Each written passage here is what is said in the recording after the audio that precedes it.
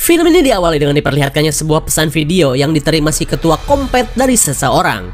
Kompet itu apaan, Bang? Kompet adalah singkatan dari komunitas Kopet yang hobi berburu dan menghabisi para selebgram yang terlalu overeksis. Rupanya si pengirim pesan sedang mengajukan proposal untuk bergabung dalam kelompok ini. Ia pun berniat memburu selebgram guna membuktikan jika ia layak menjadi bagian dari circle Kompet. Kemudian, pria itu memperlihatkan sebuah akun selebgram cantik yang akan menjadi targetnya, di mana si seksoy yang bernama Heather ini adalah seorang selebgram yang hampir menyandang titel selebgram sejuta umat. Heather pun mampu membuat dompet emak-emak jebol dengan segala macam barang yang ia endorse. Bahkan Heather mampu membuat emak-emak nekat bergabung di skuad Bang Emok guna mendapatkan duit.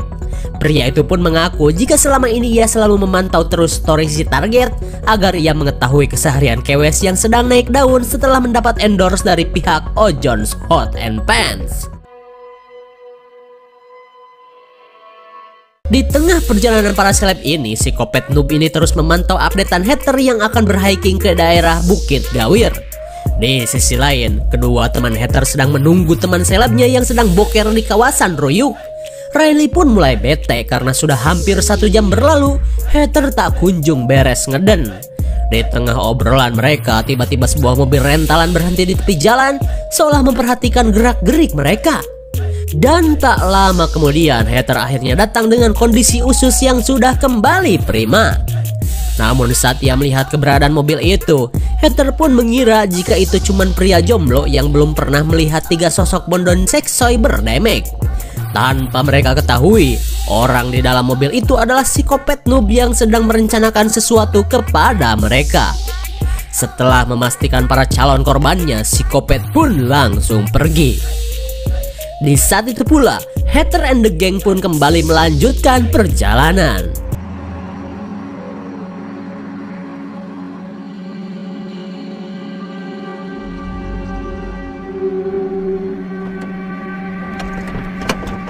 Singkat cerita, ketiga bondon ini pun tiba di lokasi perbukitan yang didominasi padang ruyuk yang gatal jika terkena betis. Saat melihat kedatangan mereka, si Kopet itu pun langsung memposisikan diri. Sementara itu, Heather dan teman-temannya langsung asurkan melintasi padang ruyuk dengan setelan yang mampu membuat penonton betah. Buat para approachers jangan ditiru ya, karena mereka adalah tipe pendaki cantik yang lebih mengutamakan gaya daripada keamanan. Di sepanjang perjalanan, mereka pun santuy ngobrol diselingi gibah-gibah flexing yang gak jelas, tanpa merasa cemas jika betis mulus mereka kesambit dahan-dahan ruyuk.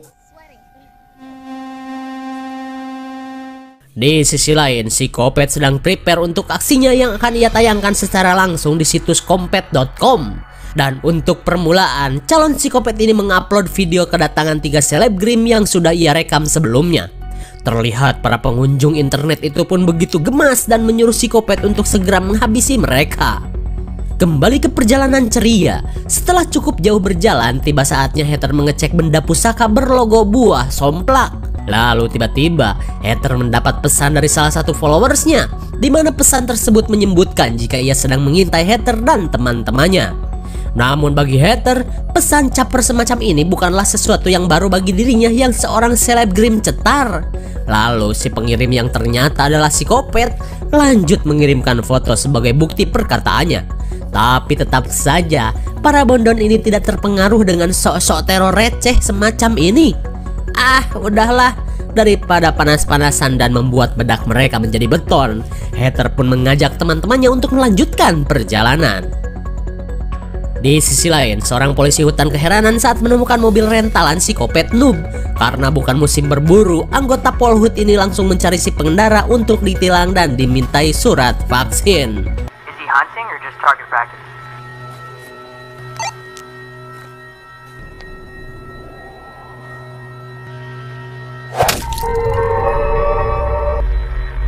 Jake, you still there? Tanpa diduga, si Kopet berhasil memanasi petugas sampai mules dan tidak bisa berkata-kata. Aduh, niatnya mau nilang buat udud, petugas ini malah mules sampai modar. Dan untuk aksi kali ini, psikopat noob ini terbilang lancar dan lumayan berkelas. Merasa sudah terpantau polisi, ia pun mencari tempat lain untuk melakukan aksinya. Kembali pada hater, kali ini mereka tiba di sebuah danau dengan perairan yang cukup cetek. Jelas saja keberadaan danau ini pun bagaikan sarana untuk mereka membuat konten dengan menebar keseksoyan. Kemudian Riley langsung meluncur untuk menikmati sensasi kuku cuprakan di danau ini. Tapi tiba-tiba mereka heran saat melihat keberadaan psikopat yang mulai menampakkan diri dari kejauhan. Terlihat mereka pun heran dengan penampilan orang misterius yang bergaya bak seorang psikopat kurang modal. Tapi bodoh amat. Yang penting sekarang mah update story dulu dong. Beautiful oasis that is now a giant pit of despair. You just ruined it. Dalam storynya, hater mengatakan jika mereka akan mencari tempat untuk mendirikan tenda. Namun tanpa mereka sadari, updatean seperti inilah yang membuat mereka dengan mudah diikuti psikopat. Dan tak lama kemudian, mereka pun langsung meninggalkan danau itu untuk mencari tempat bercamping.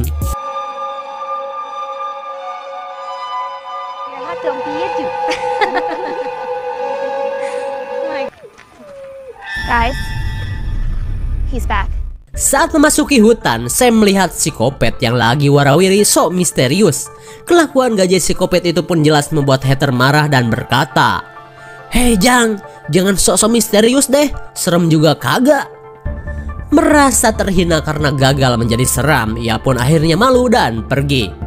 Terlihat mereka pun senang karena orang aneh yang sok-sok psikopat itu kini sudah tiada. Tapi tiba-tiba, betapa kagetnya mereka saat hampir tercocol anak panah. Dirasa panah ini berasal dari orang tadi yang lonjak. Hater yang murka pun berusaha mencarinya. Tapi karena terlalu berbahaya, Riley meminta hater untuk mengabaikan orang yang sok serem itu. Lalu Sam yang ketakutan mengajak temannya untuk segera pulang. Akan tetapi jarak ke lokasi mobil saja sangat jauh. Daripada kemalaman di jalan dan ketemu kuntilanak, mereka pun akhirnya sepakat untuk mondok semalam di hutan ini. Dan bagaimanapun situasinya, update story solusinya. Hater pun membuat siaran langsung tentang keberadaannya saat ini. Sambil berjalan, mereka mencari lokasi yang pas untuk mendirikan tenda. Namun tanpa mereka sadari, psikopat bertopeng sedang anteng melihat siaran langsung hater. Dan tentu saja ia akan mudah mengetahui di mana lokasi mondok para bondon ini. Heather, I'm pissed too.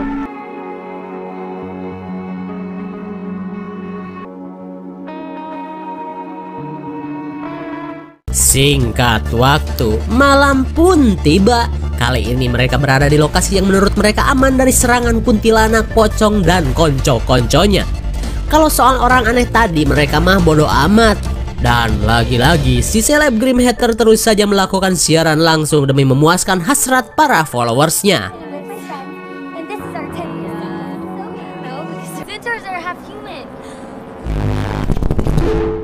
Di tengah malam, scene beralih pada seorang polisi hutan yang sedang mencari keberadaan rekannya.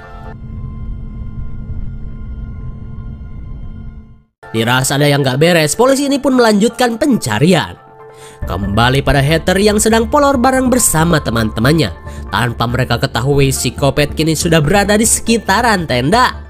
Kemudian psikopat langsung mengawali aksinya dengan mengambil HP dan alat peredam bengek milik Sam. Tapi tak lama kemudian, Riley yang terbangun membuat psikopat langsung bersembunyi.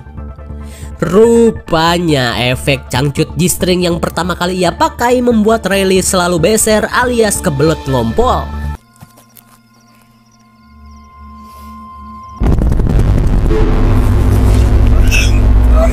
Sial sekali, psikopat pun berhasil menangkap Riley yang masih bau pesing.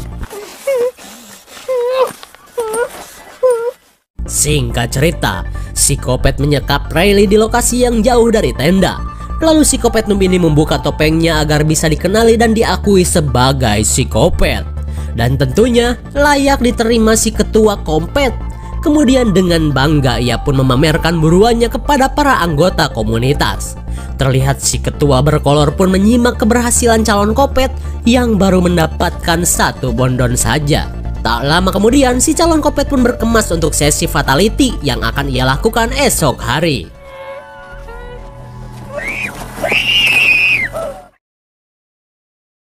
Di keesokan harinya, Heather dan Sam merasa heran karena Riley tiba-tiba lost entah kemana. Riley!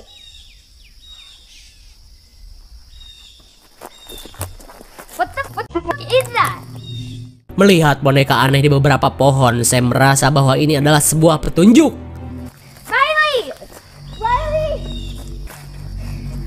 Are you okay? Baru juga lari 5 meter, sindrom bengek Sam malah kumat. Lalu Heather berusaha untuk mencari alat pereda bengek. Did.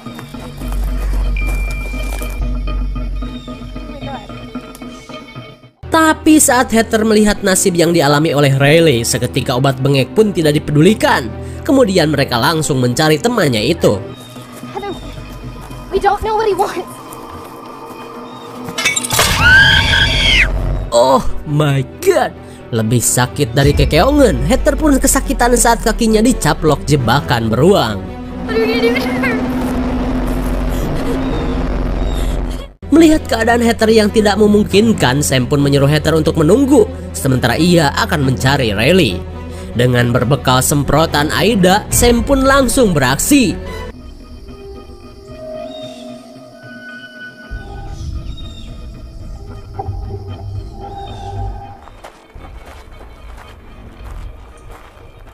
Akhirnya pencarian Sam membawanya ke lokasi mobil calon kopet.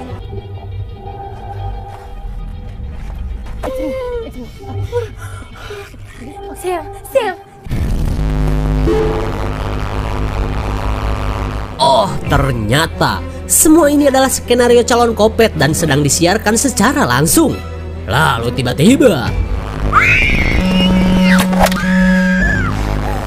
antara pedih dan ngilu, Sam berusaha bersembunyi sambil menahan rasa sakit.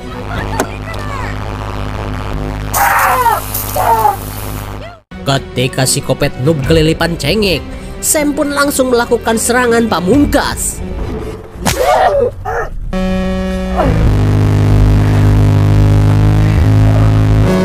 Udah mah mata perih, kini mules dahsyat pun melanda si kopet noob sampai tak berdaya.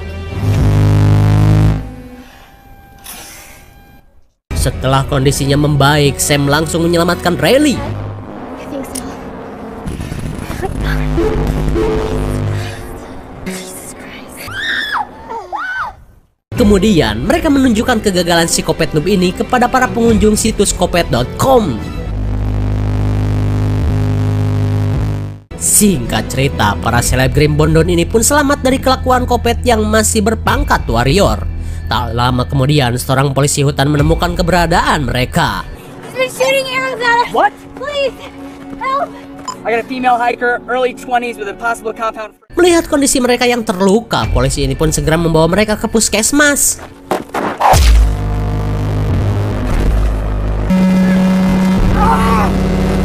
Tanpa diduga, si kopet noob ternyata masih tidak terima dengan kekalahannya dari si Bondon. Ia pun kini berhasil menghabisi seorang lagi anggota polisi. Akan tetapi, Think anyone's coming to save you?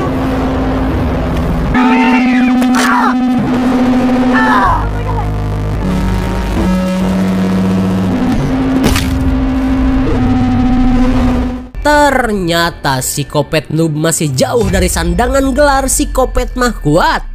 Ia pun akhirnya modar dengan rasa malu karena tak mampu mengalahkan seorang Bondon. Kemudian ketiga selebgram ini pun langsung pergi menggunakan mobil polisi.